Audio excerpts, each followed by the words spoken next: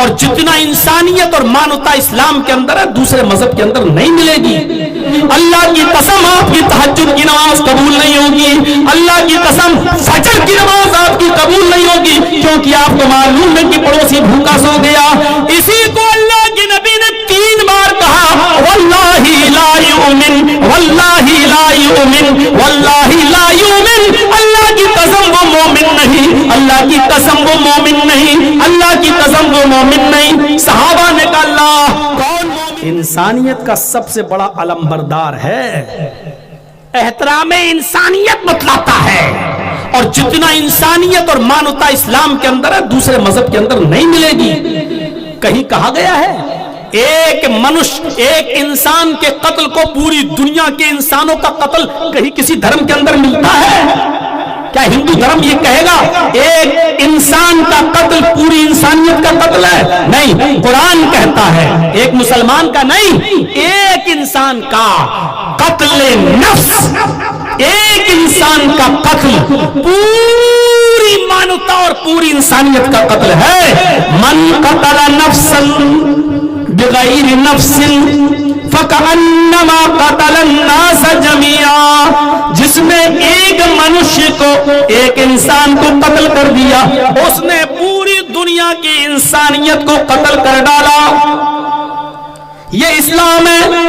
جو یہ کہتا ہے کہ راستے میں کیلے کا چھلکا پڑا ہے، راستے میں پتھر پڑا ہے، راستے میں کنکر پڑا ہے، راستے میں کوئی تکلیف دینے والی چیز پڑی ہے، آپ بائک سے جا رہے ہیں تو بائک سے اتر جاؤ، اس تکلیف دینے والی چیز کو اٹھا کر پھینک دو، چاہے اس سے مسلمان گزر رہا ہو یا ہندو یا عیسائی، کوئی بھی گزرے، لیکن آپ کو بائک روکنا پڑے گی، آپ کو سائیکل روکنا پڑے گی۔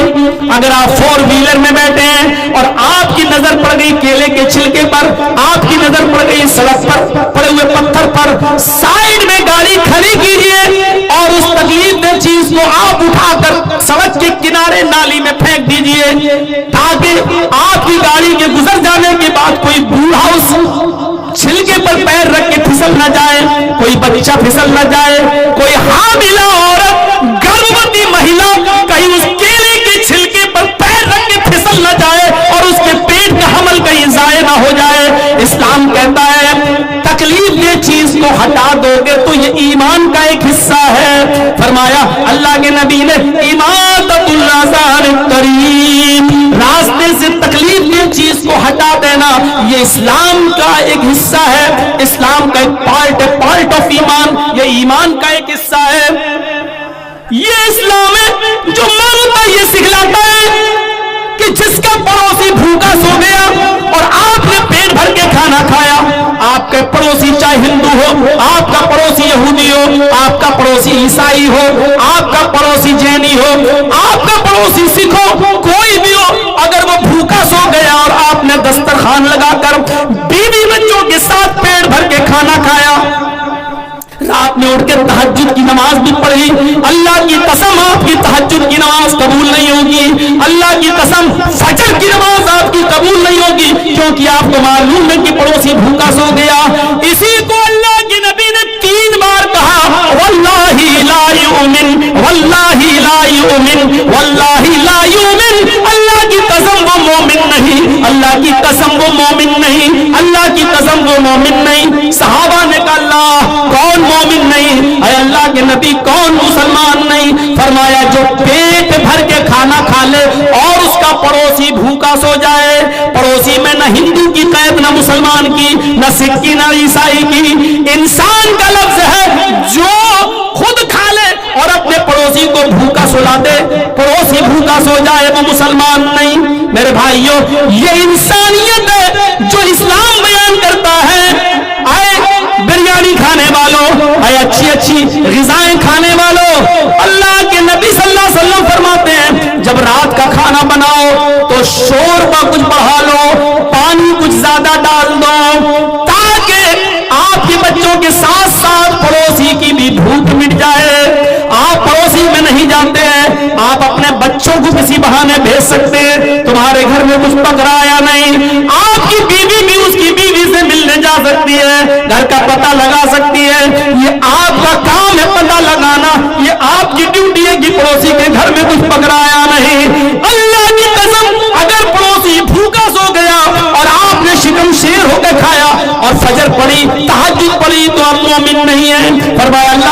مومن ہے واللہ لا یؤمن, اللہ کی قسم وہ مومن نہیں. انسانیت کا ایسا علم بردار ہے یہ مذہب جو ہندو مسلم کی قید نہیں لگاتا, پڑوسی کا لفظ استعمال کرتا ہے, پڑوسی بھوکا نہیں سونا چاہیے,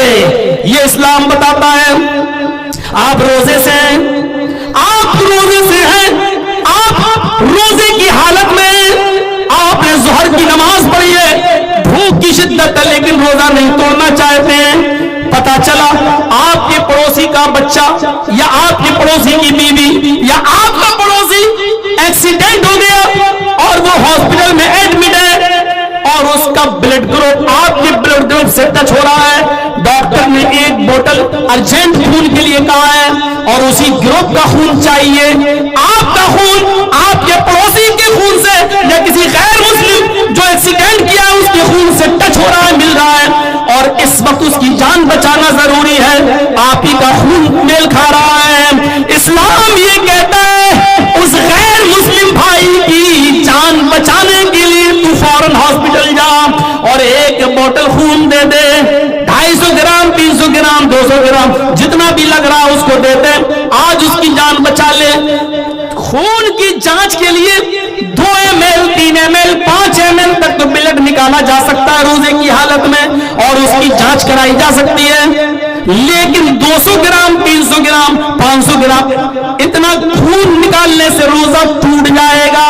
روزہ باقی نہیں رہے گا.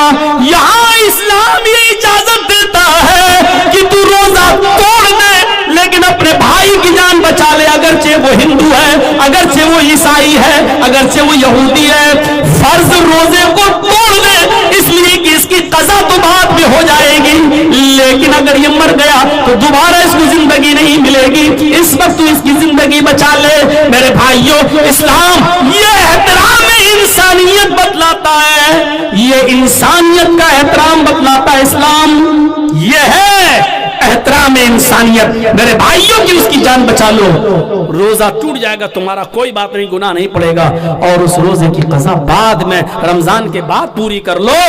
جب موقع ملے تب کر لو. میرے بھائیوں, یہ اسلام یہ کہتا ہے, یہ انسانیت فتنہ و فساد کو جب انسانیت کا ثبوت دو گے تو انشاءاللہ یہ پھول نفرتوں کی چنگاریوں پر جب برسیں گے تو چنگاریاں بجھ جائیں گی. اسلام نے ہمیں یہ راستہ بتایا ہے, اور وہ واقعہ تو آپ نے سنا